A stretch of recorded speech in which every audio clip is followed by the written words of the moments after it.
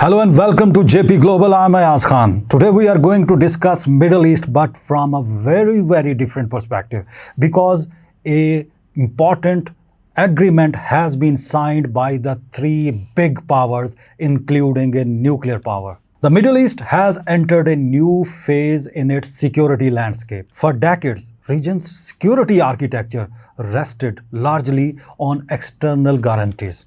The United States maintained military bases across the Gulf, deployed naval forces to protect international shipping routes, and signed defense agreements with regional partners.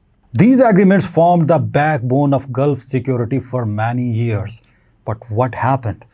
All this security structure collapsed as a result of war against Iran. Today, however, regional governments are increasingly seeking to complement those relationships by strengthening security cooperations among themselves. That shift became more evident with the signing of the Makkah Joint Defense Agreement by Saudi Arabia, Turkey, and Pakistan. The news that is coming from the Pakistani Foreign Office, the agreement was signed in Makkah by Saudi Crown Prince Mohammed bin Salman, Turkish President Recep Tayyip Erdogan, and Pakistani Prime Minister Shehbaz Sharif following a joint defense summit. And more importantly, Field Marshal Asim Munir was also there. Pakistan stated that the agreement aims to strengthen collective defense against acts of aggression and expand cooperation across the defense sector. It also confirmed one of its central provisions. That is very important. An armed attack against any one of the three member states will be considered or regarded as an attack against all three. Although the complex text of the agreement has not yet been released publicly, officials described it as a framework for enhancing military cooperation, improving strategic coordination, and contributing to regional peace and stability. This agreement comes after several years of growing security challenges across the Middle East. Conflicts involving Iran and Israel, attacks on commercial shipping in the Red Sea, repeated tension around the Strait of Hormuz, and broader regional instability have heightened the importance of protecting energy infrastructure and international trade routes. These developments have encouraged several regional states to explore stronger defense cooperation with trusted partners. The Makkah Joint Defense Agreement reflects this broader trend. Rather than replacing existing alliances, it appears designed to strengthen cooperation among regional powers while allowing each country to maintain its other international partnership. Saudi Arabia continues to work closely with the United States. Turkey remains a NATO member. Pakistan maintains strategic relationship with China while also engaging Western countries. This is very interesting security situation here. The agreement therefore represents an additional layer of regional security cooperation rather than a replacement for existing relationships. If you can understand the complexity of Middle East.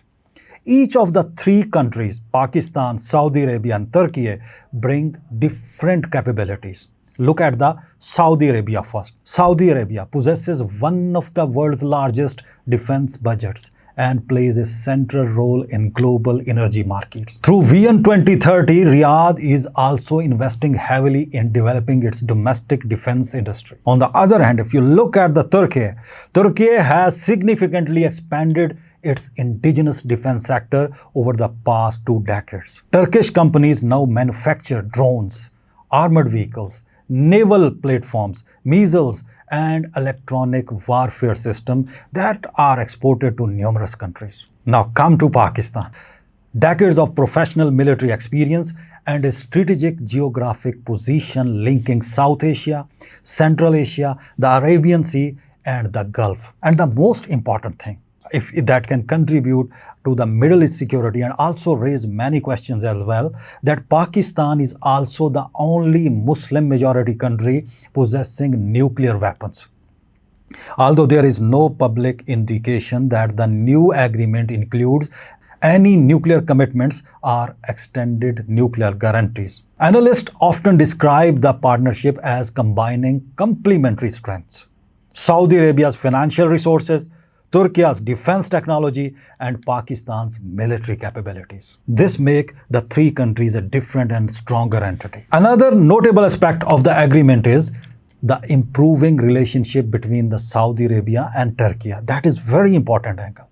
Only few years ago, relations between Ankara and Riyadh were strained following the 2018 killing of Saudi journalist Jamal Khashoggi. Since then, both countries have restored diplomatic engagements, expanded trade, and increased defense cooperation. The agreement illustrates how changing strategic priorities can reshape international partnerships. This is called the interest. When states have interest, they can change their foreign policy accordingly. Some commentators have described the Makkah Joint Defense Agreement as the Muslim NATO. While the comparison highlights its collective defense aspect, it should be treated cautiously. NATO's Article 5 creates a detailed legal framework governing collective defense. Although Pakistan has confirmed that an attack on one member will be regarded as the attack on all three, the full legal provisions of the Makkah Agreement has not yet been published. As a result, its precise implementation mechanism remains unknown so far. If you look at the broader picture, beyond collective defense, observers expect future cooperation to include intelligence sharing, joint military exercises, defense industrial collaboration, cyber security, counterterrorism, and maritime security. Maritime cooperation could become particularly important. The Red Sea and the Strait of Hormuz remains among the world's most strategically significant waterways. Any disruption to shipping in these areas affects global energy markets and international trade. Closer naval coordination between Saudi Arabia, Turkey, and Pakistan could therefore contribute to protecting commercial sea lanes and improving regional maritime security. Now, whether the Makkah Joint Defense Agreement develops into a limited defense arrangement or evolves into a broader regional security organization will depend on future political decisions and regional developments.